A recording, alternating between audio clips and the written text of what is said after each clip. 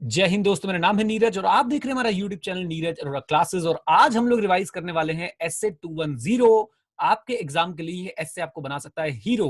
Intermediate level की अगर बात करता हूं तो गाइज इसके अंदर एक बहुत इंपॉर्टेंट क्वेश्चन है जो आपके एग्जाम में आने के बहुत ज्यादा चांसेस हैं। तो एक भी मूवमेंट इसमें मिस मत कीजिएगा। बहुत कम समय में हम लोग जो है इस एसए को रिवाइज कर लेंगे और साथ में आप लोगों को मैं बहुत सारे क्वेश्चंस भी जो है आपके साथ डिस्कस कर लूंगा। हीरो बन के निकलेंगे आप इस क्लास के बाद, ये मेरा आपसे प्रॉमिस है, कमिटमेंट है। बस आप लोगों ने पूरी क्लास जो वो देखनी है, ये प्रॉमिस आप मुझे करके जाइए। राइट। एक बात मैं आप लोगों से बोलना चाहूंगा गाइज, जब आप ये क्लास देख लें इसके बाद एक बार खुद भी बैठ के थोड़ा सा एक बार एस्से पे नजर मार लेंगे तो आपको बहुत ज्यादा कॉन्फिडेंस आ जाएगा। एंड प्लीज इस वीडियो को जितना लाइक कर सकते हो उतना लाइक कीजिएगा, जितना शेयर कर सकते हो उतना शेयर कीजिएगा। इससे पहले हमने एसए 200 की वीडियो जो बनाई थी वो बहुत सारी और रिवीजन वीडियो ऑडिट की बना रखी है। उन सब का लिंक मैं आप लोगों के साथ जो है वो शेयर कर दूंगा। प्लीज उन्हें भी एक बार देख लीजिएगा। आइए साहब, तो जल्दी से मैं आपके साथ अपनी स्क्रीन शेयर करता हूं और शुरू करते हैं अपनी एसए 210 की पढ़ाई। ये क्लास ये क्लास हम लोग रिकॉर्ड कर रहे हैं जूम पर, बिल्कुल लाइव, अपने बहुत सारे स्टूडेंट्स के साथ। आप भी अगर हमारी जूम लाइव क्लासेस ज्वाइन करना चाहते हैं तो Edu91 ऐप पे Edu91 लाइव के नाम से कोर्स है, आप उसे ज्वाइन कर सकते हैं और आपको नोटिफिकेशंस आ सकती है। मैं बहुत एब्रप्ट टाइमिंग पे लाइव आता हूं तो भाई वो थोड़ा सा मैनेज करना पड़ेगा। ऐसे 210 उम्मीद करता हूं नाम सबको पता है। और नाम क्या है बेटा इसका? Agreeing the terms of audit engagement. Come on, agreeing the terms of audit engagement. अच्छा, तो ये बिल्कुल आपने ध्यान रखना है सर। एसए का नाम जो है, कई बार बच्चे पूछते हैं एसए का नाम मैं याद करूं या ना करूं, तो मैं आपको बोलूंगा कि सर बिल्कुल बिल्कुल बिल्कुल एसए का नाम याद करना है आपको। SA 210 agreeing the terms of an audit engagement. सबसे पहले सर हम लोग क्या देखते हैं इस एसए का ऑब्जेक्टिव। क्लास आपसे पेपर में नहीं पूछेंगे बट पता होना चाहिए इस एसए का बेसिक ऑब्जेक्टिव ये है कि सर ऑडिटर एक्सेप्ट और कंटिन्यू कब करे एंगेजमेंट को। एंगेजमेंट मतलब ऑडिट असाइनमेंट को कब वो एक्सेप्ट या कंटिन्यू करे। जब बेटा एक्सेप्ट वर्ड यूज होता है तो वो बात हो रही है एक न्यू ऑडिट असाइनमेंट की, और जब कंटिन्यू वर्ड यूज हो रहा है बेटा तो बात हो रही है एक एग्जिस्टिंग क्लाइंट की। कम ऑन, एक एग्जिस्टिंग क्लाइंट की जिसके आप पहले से ऑडिटर हैं। So accept and continue and audit only when, अब बहुत इंपॉर्टेंट है, ओनली व्हेन कब हम एक्सेप्ट और कंटिन्यू करेंगे? जब बेसिस ऑफ परफॉर्मेंस अग्री हो जाएगा। मेरे साथ, जब बेसिस ऑफ परफॉर्मेंस अग्री हो जाएगा। कम ऑन, जब बेसिस ऑफ परफॉर्मेंस अग्री हो जाएगा। अब क्वेश्चन उठता है कि बेसिस ऑफ परफॉर्मेंस जो है अग्री कैसे होगा? बेसिस ऑफ परफॉर्मेंस एग्री तब होगा when there will be common understanding, मेरे साथ, when there will be common understanding of terms of engagement between, ये कौन है बेटा? ऑडिटर है। एंड ये मैडम कौन है? ये हमारी मैनेजमेंट है। राइट। सो ऑडिटर एक्सेप्ट और कंटिन्यू तभी करेगा जब कॉमन अंडरस्टैंडिंग होगी on terms of engagement between the auditor and management. Consensus at item, I hope आप लोगों ने पढ़ा है। Same thing in the same manner, very good. चलिए इसके बाद सर हम बात करते हैं सेकंड चीज क्या होगी। एक तो कॉमन अंडरस्टैंडिंग होनी चाहिए और प्री कंडीशंस जो है वो चेक करनी पड़ेंगी कि प्री कंडीशंस प्रेजेंट है या नहीं है। अगर प्री कंडीशन प्रेजेंट नहीं है तो ऑडिटर जो है भाई साहब इस ऑडिट को एक्सेप्ट नहीं करेगा। अगर पुराना ऑडिटर है तो कंटिन्यू नहीं करेगा। तो दो कीवर्ड याद रख लीजिए, common understanding and preconditions must be present. If preconditions are not there then sir हम लोग ऑडिट को एक्सेप्ट नहीं करेंगे अनलेस रिक्वायर्ड बाय लॉ और रेगुलेशन। अब प्री कंडीशन एग्जिस्ट करती है नहीं, ये चेक करने के लिए हमें क्या करना पड़ेगा? सिर्फ और सिर्फ दो बातें। नंबर वन, सबसे पहले हम देखेंगे हमारा जो एफआरएफ है वो एक्सेप्टेबल है या नहीं। जिन बच्चों को एफआरएफ की नॉलेज नहीं है वो प्लीज एक काम करें, हमारी पुरानी एसए 200 की वीडियो देखें और वहां से आपको एफआरएफ का ज्ञान मिल जाएगा। तो सबसे पहले प्री कंडीशन में ऑडिटर चेक करता है कि भाई एफआरएफ जो है वो एक्सेप्टेबल है या नहीं, और उसके बाद वो मैनेजमेंट से एक एग्रीमेंट ऑब्टेन कर लेता है कि मैनेजमेंट मानती है और जानती है, कम ऑन, मैनेजमेंट मानती है और जानती है अपनी responsibility. PPFS, DIMIC, I hope ये आपको याद है। What is PPFS? Preparation and presentation of financial statement. What is DIMIC? Design, implementation and maintenance of internal control. And then उसके बाद हमारे पास आता है all info, additional info and unrestricted access to those within the entity from whom auditor considered necessary to obtain audit evidence. Right. तो ये हमारे तीन parameters हैं। मैनेजमेंट से हम जो एग्रीमेंट लेंगे उसमें बेसिकली मैनेजमेंट की रिस्पॉन्सिबिलिटी लिखवा लेंगे कि भाई मैनेजमेंट पीपीएफएस के लिए रिस्पॉन्सिबल है, मैनेजमेंट डीआईएमआईसी के लिए रिस्पॉन्सिबल है, और साथ साथ में मैनेजमेंट जो है वो प्रोवाइड करेगी ऑडिटर को all information, additional information and unrestricted access to those within the entity from whom auditor considered necessary to obtain audit evidence. I hope ये बात आप लोगों को समझ आ गई है। ये इस ऐसे का फर्स्ट पार्ट है जो जनरली जो है आपसे पूछा नहीं जाता एग्जाम में। बस इसमें से कुछ इंपॉर्टेंट चीज बताऊं तो याद रखिएगा, ऑडिट एंगेजमेंट लेटर जो है ना वो ऑडिटर देता है बेटा किसको? मैनेजमेंट को। और याद रखिएगा, ऑडिट एंगेजमेंट टर्म्स जो है ना, वो अग्री करने हैं हमें किसके साथ? मैनेजमेंट और टीसीडब्ल्यूजी के साथ। कई बार ये क्वेश्चन एग्जाम में आता है और यहाँ पे साथ में ऑडिट कमेटी लिखा होता है। ऑडिट कमेटी सर मेरे हिसाब से सही आंसर नहीं है, मैनेजमेंट और टीसीडब्ल्यूजी सही आंसर है। मैं आपके साथ वो क्वेश्चन अभी डिस्कस भी कर लूंगा, बिल्कुल भी चिंता मत कीजिए। यहां तक का कॉन्सेप्ट अगर आपको क्लियर है तो हम आगे बढ़ सकते हैं। जल्दी से बता दीजिए, क्या ये आपको बातें समझ आ गई जो हमने इतना सारा जो रायता फैलाया? Come on. बहुत ही बढ़िया। भव्या, शिवानी, वैभव, तुषार, शिवेश, राघव, बहुत बढ़िया। आकांक्षा, महेंद्र, मयंक, राहुल, राज, बहुत बढ़िया, शाबाश बच्चों। चलो अब आगे चलते हैं और सर बात करने की कोशिश करते हैं। अब आते हैं बहुत इंपॉर्टेंट मुद्दे पे, audit engagement letter. Obviously it should be in writing, true false बन सकता है यहाँ पे। It must specify the scope of work, काम कितना होना है, ये सर पहले से जो हमें पता होना चाहिए। एंड जैसा कि मैंने बताया, send by the audit to his client. अच्छा, इसमें भी कई बच्चे कंफ्यूज रहते हैं कि भाई ऑडिट एंगेजमेंट लेटर मैनेजमेंट भेजती है या ऑडिटर भेजता है? आंसर इज ऑडिटर भेजता है। मैनेजमेंट अपॉइंटमेंट की इन्फॉर्मेशन भेजती है। अगर आपने कंपनी ऑडिट पढ़ा होगा तो ऑडिटर को अपॉइंट करने के बाद उसकी इंटीमेशन जो है ऑडिटर को भेजने का काम है मैनेजमेंट का, एज पर सेक्शन 139 सबसेक्शन 1। अब आप कनेक्ट कर सकते हैं इस बात को। लेकिन sir audit engagement letter, auditor क्या करेगा? उसी एंगेजमेंट को क्या करने वाला है? ऑडिटर उसी एंगेज जो मैनेजमेंट ने भेजा होगा उसी को बोल देगा कि सर हम भी आपका एंगेजमेंट एक्सेप्ट कर रहे हैं, प्रोवाइडेड 1 2 3 4 5 6 7 8 सारी की सारी चीजें। माइंड मैप आप लोगों को मिल जाएगा, बिल्कुल चिंता मत कीजिए। माइंड मैप मैं आप लोगों को अवेलेबल करा दूंगा किसी ना किसी तरीके से।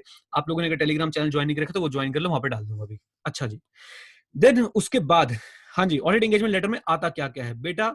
इसको, इस क्वेश्चन को मैं नाम देना चाहूंगा त्रिवेदी क्वेश्चन। और त्रिवेदी आप सबको पता है बेटा, सब मर जाएंगे, सिर्फ कौन बच जाएगा? त्रिवेदी। एक बार दोनों दोनों हाथे हवा में लहरा लीजिए, दोनों हाथों को हवा में लहरा लीजिए और बोलिए आएगा, आएगा, आएगा।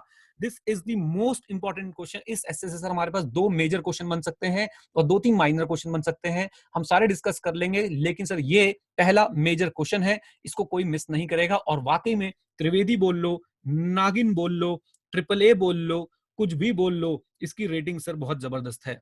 ओके, सो बेसिकली आपसे पूछ रहे हैं कि भाई ऑडिट एंगेजमेंट लेटर में होगा क्या क्या, ऑडिट एंगेजमेंट लेटर का कंटेंट क्या क्या होगा। तो सबसे पहले हम लोग लिखेंगे मित्रों क्या? Objective and scope of audit. हाँ जी, objective and scope of audit. उसके बाद ऑडिटर की रिस्पॉन्सिबिलिटी, उसके बाद मैनेजमेंट की रिस्पॉन्सिबिलिटी, उसके बाद identification of AFRF, and then last वाले बच्चे जनरली भूल जाते हैं। ध्यान से सुनिएगा, ध्यान से सुनिएगा गाइस, ध्यान से सुनिएगा, प्लीज फोकस करिएगा। इसका कनेक्शन आप ऐसे 260 से भी बना सकते हैं, लेकिन अभी के लिए प्लीज ध्यान सुनिएगा। Reference to expected form and content. हम ऑडिटर जो है एंगेजमेंट लेटर में ही फॉर्म एंड कंटेंट पे रेफरेंस दे देगा कि मेरी ऑडिट रिपोर्ट का फॉर्मेट क्या होगा और उसका कंटेंट क्या होगा। और आपको पता है ऑडिट रिपोर्ट का फॉर्मेट और कंटेंट कहां पे लिखा होता है? फॉर्मेट कहां पे है? कौन से एसए में? कम ऑन गाइस, मुझे चैट में आंसर चाहिए, मुझे चैट में आंसर चाहिए। वेरी गुड महेंद्र, शाबाश। रिएक्शन टाइम धोनी से भी कम। मुर्तजा, मयंक, बहुत ही बढ़िया। एसए 700 में, यस वेरी गुड। तो भाई साहब ऑडिटर पहले ही बोल देगा मेरी मेरी जो रिपोर्ट है उसका फॉर्मेट और कंटेंट कहां से आने वाला है? एसए 700 से आने वाला है। मेरी जो रिपोर्ट है उसका फॉर्मेट और कंटेंट कहां से आने वाला है? एसए 700 से आने वाला है। और साथ में एक स्टेटमेंट भी देगा कि साहब all the format and content बता तो दिया, लेकिन एक स्टेटमेंट भी दे रहा हूं कि कुछ सर्कमस्टेंसेस हो सकते हैं जिसमें रिपोर्ट जो है डिफर कर सकती है अपने एक्सपेक्टेड फॉर्म और कंटेंट से। SA 705, SA 706, SA 701। तो जो फॉर्मेट और कंटेंट मैंने 700 में आपको रेफर किया है उससे थोड़ी बहुत जो है वो डिफर भी कर सकती है अकॉर्डिंग टू द सर्कमस्टेंस। यानी कि हम लोग पहले से अपने जो है फ्लेक्सिबिलिटी बना के जा रहे हैं कि ऐसा नहीं कि सर हमने लिख दिया तो पत्थर की लकीर है, ना ना ना ना ना। ओके, फिर से गाइस इस टॉपिक को एक बार दोबारा रिवाइज करेंगे। ऑडिट एंगेजमेंट लेटर में होता क्या क्या है?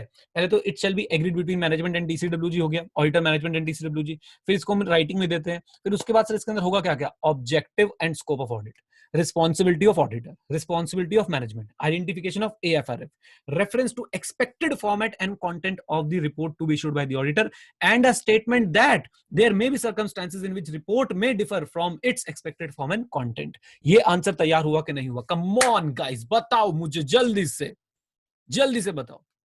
और ये बहुत इंपॉर्टेंट है एग्जाम के लिए, प्लीज इसको मत छोड़ के जाइएगा। क्या बात है, बहुत हार्ड, बहुत हार्ड। चलिए साहब नेक्स्ट मुद्दे पे चलते हैं सर। ये एक बड़ा अजीब सा मुद्दा है, ये आपसे ट्रू फॉल्स में पूछ सकते हैं, चांसेस बहुत कम है बट फिर भी हम इसको कवर कर लेंगे। देखिए कभी कभी क्या होता है, आपके टर्म्स ऑफ ऑडिट एंगेजमेंट जो है वो लॉ रेगुलेशन प्रिस्क्राइब कर देते हैं कि भैया जब आप इस कंपनी का या इस एंटिटी का ऑडिट करोगे, इस एंटिटी पे एक पर्टिकुलर लॉ लगता है, वो लॉ जो है आपके टर्म्स ऑफ एंगेजमेंट बता रहा है। तो ऑडिटर को आप लॉजिकली बताइए, तो क्या ऑडिटर को भाई साहब वो टर्म्स ऑफ एंगेजमेंट दोबारा लिखने की जरूरत है? क्या ऑडिटर को टर्म्स ऑफ एंगेजमेंट दोबारा लिखने की जरूरत है? जब लॉ रेगुलेशन बता रहा है टर्म्स ऑफ एंगेजमेंट क्या, चैट में आंसर चाहिए मुझे। चंदन वेरी गुड, शाबाश, बहुत बढ़िया। मयंक, ए अभिषेक तिवारी, राहुल, बहुत ही बढ़िया। आपको दोबारा लिखने की जरूरत नहीं है। बस फिर भी ऑडिटर एक बात जरूर स्टैब्लिश कर देगा कि हाँ जी, क्योंकि मैं टर्म्स क्यों नहीं लिख रहा, बिकॉज ऐसा कोई लॉ रेगुलेशन है जो टर्म्स बताता है वो इस एंटिटी पे एप्लीकेबल है, और साथ साथ जाते जाते मैनेजमेंट मानती है और जानती है अपनी रिस्पॉन्सिबिलिटी। ये तो हम कभी भी नहीं छोड़ेंगे, ये तो हम कभी भी नहीं छोड़ने वाले हैं। हम हमेशा हमेशा हमेशा मैनेजमेंट से जो है वो लिखवा लेंगे। आई होप क्लियर है। बिल्कुल जी, बैंकिंग में ऐसा हो सकता है, बिल्कुल। जहां पे भी कोई लॉ एप्लीकेबल है और लॉ बता रहा है टर्म्स ऑफ एंगेजमेंट, तो हम लॉ को रिस्पेक्ट देंगे। हम लोग दोबारा से अपना जो है ऑडिट एंगेजमेंट लेटर नहीं लिखेंगे। और साथ साथ में याद रखिएगा, हम ये जरूर फैक्ट बताएंगे कि भाई इसके ऊपर एक ऐसा लॉ एप्लीकेबल है और मैनेजमेंट जानती है और मानती है। लीजिए, क्लियर है यहां तक? क्लियर है यहां तक? चलें आगे। कम ऑन चार्ली, बहुत ही बढ़िया। आइए सर, नेक्स्ट मुद्दे पे आते हैं भाई साहब। इस पे तो मेरा मन करता है मैं भंगड़ा कर लूं बिल्कुल। ये ऐसा लगता है कि भाई एग्जाम सेट करने वाले की गर्लफ्रेंड ने उससे क्वेश्चन पूछा होगा और वो गर्लफ्रेंड जो है उसे छोड़ के चली गई होगी, और सर इसलिए एग्जाम सेट करने वाले बार बार आपसे जो है ये क्वेश्चन पूछते रहते हैं, पूछते रहते हैं, पूछते रहते हैं, पूछते रहते हैं। सो नागिन question, triple A question, Trivedi question, कोई भी सर इसको बिल्कुल छोड़ के नहीं जाएगा। तो ऑडिट आप ये समझिए कि सर आप एक कंपनी के ऑडिटर हैं, आपने उनको एक बार ऑडिट एंगेजमेंट लेटर भेज दिया, तो क्या आप हर साल ऑडिट एंगेजमेंट लेटर भेजेंगे क्या? मेरा सिंपल सवाल है कि आप हर साल ऑडिट एंगेजमेंट लेटर भेजेंगे क्या? कम on guys, I want an answer. Yes, very good Mayank, शाबाश, पारस, अमृता, क्या बात है, प्रिंस। बिल्कुल भी नहीं सर, हम हर साल ऑडिट एंगेजमेंट लेटर जो है वो नहीं भेजने वाले हैं, बिल्कुल भी नहीं। लेकिन ऑडिटर को सर्कमस्टेंसेस को असेस करना पड़ेगा if there is a need to revise the terms of audit और there is a need to remind the terms of audit. Come on, if there is a need to revise the terms of audit और there is a need to remind the terms of audit, ये दोनों word याद रखिएगा। Generally speaking नया audit engagement letter नहीं जाता, but हाँ, if there is a need to revise the audit engagement terms और there is a need to remind the audit engagement terms, उस केस में सर हमें जो है क्या भेजना पड़ेगा? एक ऑडिट एंगेजमेंट लेटर जो है नया भेजना पड़ सकता है। अब सवाल ये आता है कि कौन कौन सी सिचुएशन ऐसी बनती है जहां पे, कम ऑन, कौन कौन सी सिचुएशंस ऐसी बनती है जहां पे मित्रों there is a need to remind और नीड टू रिमाइंड और need to revise the terms of audit engagement. Question आपसे डायरेक्टली भी पूछ सकते हैं, इनडायरेक्टली भी पूछ सकते हैं।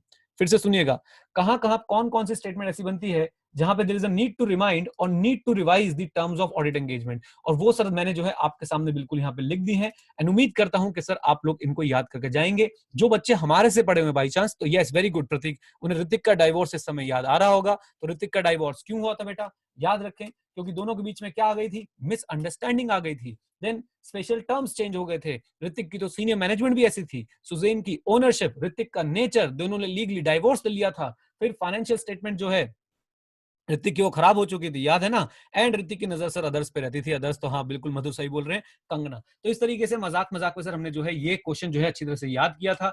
उम्मीद करता हूं आप लोगों को याद है। और सर ये इस क्वेश्चन की मैं कितनी तारीफ करूं, मैं जितना बोलूं इसके क्वेश्चन इसके बारे में से उतना कम होगा, जितना बोलूं उसके बारे में कम होगा।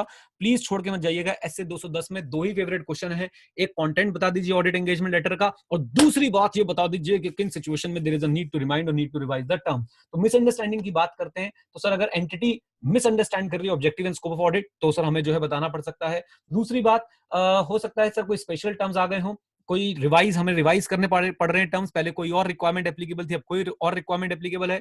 सीनियर मैनेजमेंट में बदलाव हो गया, ओनरशिप में बदलाव हो गया। उसके बाद मैं बोलना चाहूंगा सर कोई nature and size of entity में बदलाव हो गया, टर्नओवर पहले बहुत कम था, अब सर बहुत ज्यादा बढ़ गया, तो भैया अपनी भी तो मनी शनी बढ़नी चाहिए कि नहीं बढ़नी चाहिए। कोई लीगल और रेगुलेटरी रिक्वायरमेंट में बदलाव आ चुका है, पहले सर ये पार्टनरशिप थी, अब सर ये कंपनी के अंदर कन्वर्ट हो चुकी है। फाइनेंशियल स्टेटमेंट के फाइनेंशियल रिपोर्टिंग फ्रेमवर्क में कोई बदलाव आ चुका है, एएस थे अब इंड एएस आ चुके हैं। देन उसके बाद सर अगर कोई और रिपोर्टिंग रिक्वायरमेंट लग चुकी है, पहले खारो एप्लीकेबल नहीं था, अब खारो एप्लीकेबल है, अगर ये बात समझ आ गई तो भाई साहब ठोको लाइक, ठोको तो गुरु। हाँ जी, क्लैरिटी है, बहुत ही बढ़िया, बहुत ही बढ़िया। एक दिल की बात शेयर करना चाहता हूँ यार आप लोगों से, थोड़ा सा इमोशनल हो रहा हूँ आज मैं लाइव सेशन लेते लेते। इतना मजा आता है ना आप लोगों से बातचीत करके, और इतना मजा आता है ऐसे पढ़ा के, ऐसा लगता है कि यार दुनिया जीत ली मैंने भाई, सच बता रहा हूँ। ऐसा लगता है मुझे आप लोगों को पढ़ाते पढ़ाते कि कमाल है यार। और आप लोगों का जो रिस्पॉन्स आता है, और आप लोग जब पास हो जाते हो ना मेहनत करके, तो और मजा आता है। और मुझे सबसे ज्यादा अच्छा लगता है आपके माँ बाप के लिए, सबसे ज्यादा अच्छा लगता है मुझे आपके मम्मी पापा के लिए। उन्होंने आपके ऊपर विश्वास किया, उन्होंने कहीं ना कहीं मेरे ऊपर भी विश्वास किया कि यार ये सर सही पढ़ा रहे होंगे, और आपने हम दोनों के विश्वास को जो है, खासकर उनके विश्वास को जो है बनाए रखा गाइस। तो प्लीज ऐसे ही रखिए, हमेशा अपने मम्मी पापा का विश्वास बनाए रखें, उनका विश्वास तोड़े ना। बिल्कुल आप लोगों ने अच्छे से अगर मेहनत करेंगे तो मैं आपको प्रॉमिस कर रहा हूं कि आप लोग पास होंगे। चलिए, इमोशनल बात के बाद भाई बहुत सारी बातें हैं बोलने के लिए, बट अभी के लिए आगे बढ़ जाते हैं जल्दी से, ज्यादा इमोशनल ना होते हुए। बस कुछ फीलिंग थी वो शेयर कर दी। आई होप गाइस ये क्लियर है रेकरिंग ऑडिट वाला केस। आइए अब आगे चलते हैं, ये भी बहुत इंटरेस्टिंग है। Limitation on scope prior to audit engagement acceptance. मतलब तुम अपनी गर्लफ्रेंड को प्रपोज करने जा रहे हो और तुम्हें भाई उससे पूरा पूरा प्यार है, और पहले ही कह रही है no, we can be friends only. अब बताओ, नहीं अब बताओ, तुम्हें वो फ्रेंडशिप एक्सेप्ट होगी? ओके ठीक है, जोकिंग ओनली जोकिंग। अब बताओ तुम्हें वो फ्रेंडशिप एक्सेप्ट होगी? आंसर इज नो, बिल्कुल एक्सेप्ट नहीं होगी सर, बिल्कुल नहीं होगी। तो भाई साहब बात सिंपल सी है, अगर लिमिटेशन लगाई जा रही है, ऑडिट एंगेजमेंट शुरू होने से पहले ऑडिटर को बताया जा रहा है कि भैया तुम्हें तो हम लोग इन्फॉर्मेशन देंगे ही नहीं, तुम हमारे ऑफिस में घुस नहीं सकते, बस बाहर से देख देख के ऑडिट कर लेना है, तो भाई साहब ऑडिट नहीं हो सकता है, याद रख लेना। तो please please please please please, अगर ऑडिटर को पहले से ही लग रहा है कि भैया मुझे तो डिस्क्लेमर इशू करना पड़ेगा, यानी कि इस तरह से लिमिटेशन लगाई जा रही है कि क्या इशू करना पड़ेगा, डिस्क्लेमर, तो मुझे वो ऑडिट एंगेजमेंट एक्सेप्ट ही नहीं करना चाहिए अनलेस रिक्वायर्ड बाय लॉ और रेगुलेशन। आई होप ये बात क्लियर है। अगेन ट्रू फॉल्स एमसीक्यू में पूछा जा सकता है, इसलिए सर ये टॉपिक हम लोग पढ़ रहे हैं। एक बार फिर से बोलता हूं कि देखो भाई, अगर आपको ऑडिट किए, अगर आपको ऑडिट में एंगेजमेंट एक्सेप्ट करने से पहले आपके ऊपर लिमिटेशन लगाई जा रही है, ऐसी लिमिटेशन कि आपको ऑडिट के डिस्क्लेम करना पड़ेगा आपको ओपिनियन, तो please don't accept that opinion and guys accept that engagement. और ये क्वेश्चन आपके एग्जाम में ट्रू फॉल्स एमसीक्यू में आ सकता है, प्लीज छोड़ के मत जाइएगा। अब सर और रायता फैलेगा। तो भाई साहब अब गर्लफ्रेंड ने पहले तो मान गई थी, पहले तो तुमने बोला अच्छा प्लीज गर्लफ्रेंड और बॉयफ्रेंड वाली बात पर नाराज ना हो, आप सिर्फ और सिर्फ सुने और आगे बढ़ते जाएं। यहाँ पे सर मैं कोई एग्जांपल्स वगैरह देने के मूड में नहीं हूं, क्योंकि रिवीजन वीडियो है, मुझे टाइम पे कंप्लीट करनी है, मुझे क्वेश्चंस भी डिस्कस करने हैं।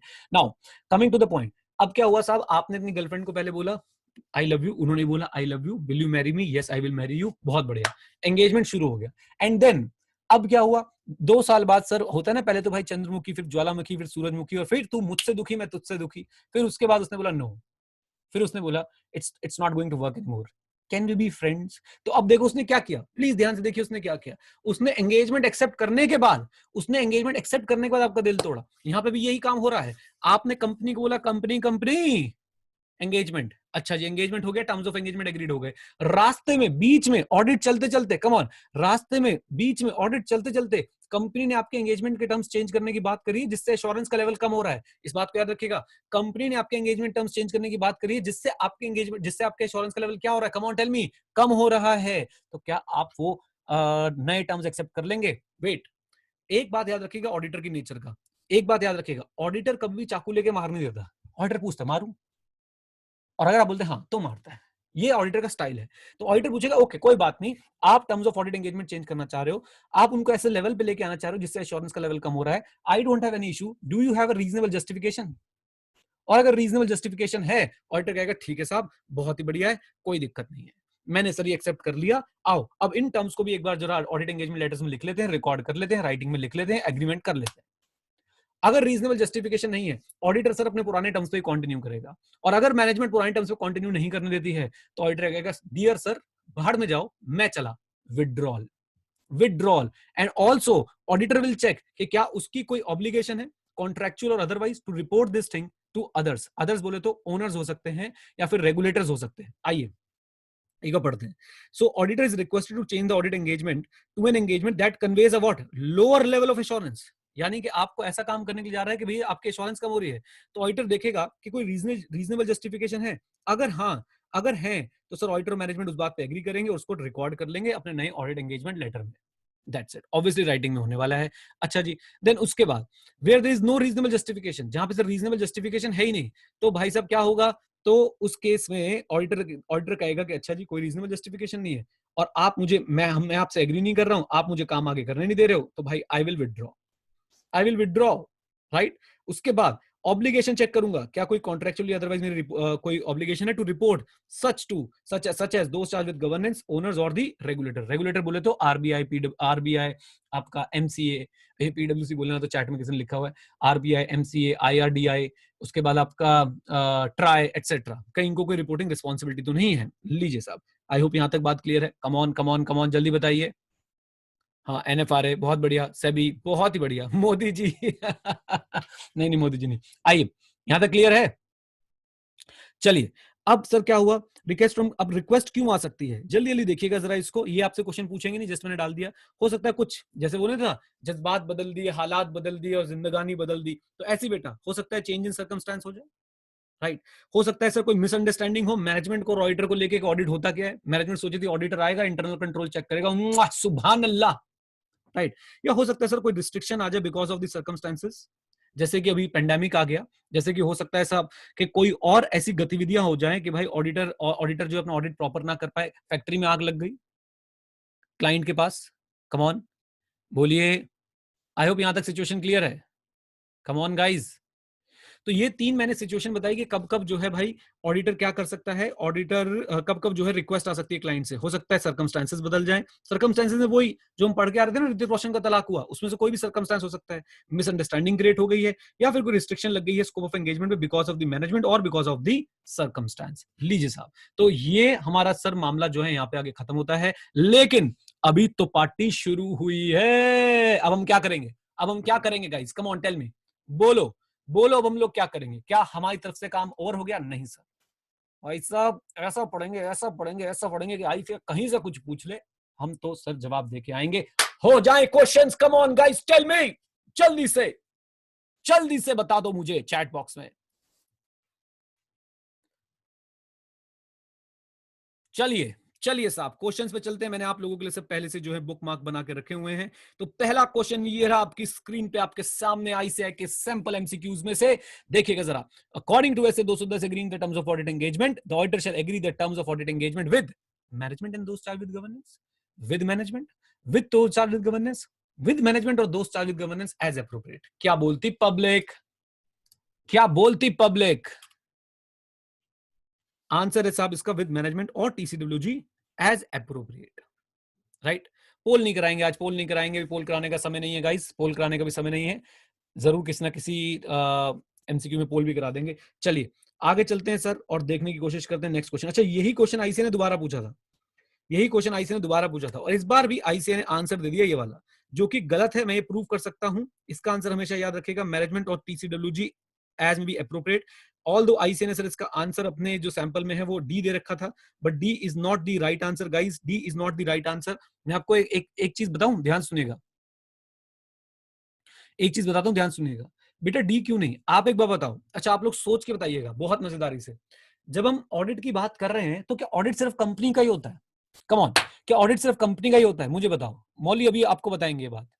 ऑडिट तो किसी का भी हो सकता है साहब, अभी रुक जाओ, एग्जाम में बताऊंगा क्या लिख के आना है। ऑडिट तो किसी का भी हो सकता है ना। अब ऑडिट कमेटी सिर्फ किसको बनानी होती है? कम ऑन, ऑडिट कमेटी सिर्फ किसके केस में आती है? पार्टनरशिप फर्म को क्या ऑडिट कमेटी बनानी होती है, कंपनी को बनानी होती है? कंपनी को। तो भाई साहब, जब आपने यहाँ पे कंपनी का रेफरेंस ही नहीं दिया, आपने तो बोला ये बताओ जी ऑडिटर को किससे एग्री करना है, मैनेजमेंट और TCWG as be appropriate. I hope ये लॉजिक आपको समझ आया। कम ऑन गाइस, ठीक है। चलिए अभी आगे मैं ये प्रूव कर दूंगा कि एग्जाम में क्या लिख के आना है, उसकी उसकी चिंता ना करें, तुम्हारा भाई अभी जिंदा है। आ जाओ जी, अगले क्वेश्चन पे चलते हैं। और अगला सवाल आता है बच्चों यहाँ पे, ये लीजिए, ये क्वेश्चन देखिए 5 मार्क्स का। It is important both for the auditor and the client that each party should be clear about the nature of the engagement. अच्छा, अगर मैं ये लाइन लिख के बेटा, मैं ये लाइन लिख के आपसे करेक्ट इनकरेक्ट पूछ लेता, इतनी लाइन लिख के आपसे करेक्ट इनकरेक्ट पूछ लेता, कम ऑन बताओ क्या आंसर होता बेटा? मैं इतनी लाइन लिख के करेक्ट इनकरेक्ट पूछ लेता तो क्या आंसर देते? वेरी गुड मधुर, कान्हा, रोहित, बहुत बढ़िया, करेक्ट, बिल्कुल बोलते साहब, करेक्ट। अच्छा, आगे क्वेश्चन में क्या कह रहे हैं? It must be reduce to writing and should exactly specify the scope of work. लीजिए साहब, कह रहे जी it must be reduce to writing and must exactly specify the scope of work. अच्छा जी, बिल्कुल ठीक है, एक्सप्लेन। आप बता सकते हैं इसमें क्या आएगा? कम ऑन, बता सकते हैं इसमें क्या आएगा? बताइए बताइए क्या आएगा इसमें? कंटेंट। मेरे हिसाब से इसके अंदर साफ साफ जो है कंटेंट आएगा। 4A का एक बार आंसर देख के आते हैं गाइस, क्या आंसर है? चलिए चलिए चलिए चलिए चलिए, 4A पे जरा नजर बना के रखिएगा। ये देखिए, पहले इन्होंने पूरी की पूरी भूमिका बनाई कि भाई क्या है, कैसे है, ऐसे 210 क्या बोलता है, भूमिका बनानी आती ना आपको, और उसके बाद फाइनली इन्होंने सर ये सारे के सारे जो है वो कंटेंट बता दिए। और ये लो जी, हाँ जी, देखिए, objective and scope, responsibility of auditor, responsibility of management, AFRF की identification and respected and reference to expected form and content of the audit report to be issued by the auditor and a statement that it may vary in circumstances right from its expected form and content. ये बात समझ आई? और नीचे वाली line guys, जरा ये line पढ़िए और बताइए तुम्हारे भाई ने तुम्हें पढ़ाया कि नहीं पढ़ाया अभी रिवीजन वीडियो में, जल्दी से बताइए। नीचे वाली लाइन पढ़ के बताइए जरा, कम ऑन गाइस, क्लियर है ये लाइन? अगर लॉ रेगुलेशन से सफिशिएंट डिटेल में बताता है तो भाई साहब ऑडिटर को दोबारा उन्हें रिटर्न एग्रीमेंट में लिखने की जरूरत नहीं है, लेकिन फिर भी ऑडिटर जो है दो फैक्ट जरूर लिखेगा। पहला फैक्ट कौन सा, कि भाई लॉ रेगुलेशन जो है वो अप्लाई होता है और मैनेजमेंट मानती है और जानती है। चलिए साहब, आइए नेक्स्ट क्वेश्चन पे चलते हैं साहब आपके साथ दोबारा से। ये हमारा हो गया, ये भी हमारा हो गया, अभी हमने डिस्कस किया, बहुत ही बढ़िया। देन इसके बाद हमारे पास आता है यहाँ पे क्वेश्चन, लो भाई लो, लो भाई लो, बताओ जरा बताओ। Precondition for an audit have not been defined in SA 210, correct incorrect बताना है। Pre conditions for an audit have not been defined in SA 210 agreeing the terms of an audit engagement. Come on guys, come on guys, incorrect मतलब क्या, कुछ भी, कुछ भी पूछोगे right. तो ये 2 नंबर गाइस फ्री के हैं, रीजन अच्छे से लिख के आ जाना, और रीजन में आपने बता के आने हैं कि भाई सब प्री कंडीशंस क्या होते हैं, ठीक है। चलिए सर, आइए नेक्स्ट मुद्दे पे चलते हैं सर, दोबारा से क्वेश्चन देख के आते हैं क्या पूछा हुआ है हमसे। इसका आंसर भी यहाँ पे आप चाहें तो देख सकते हैं।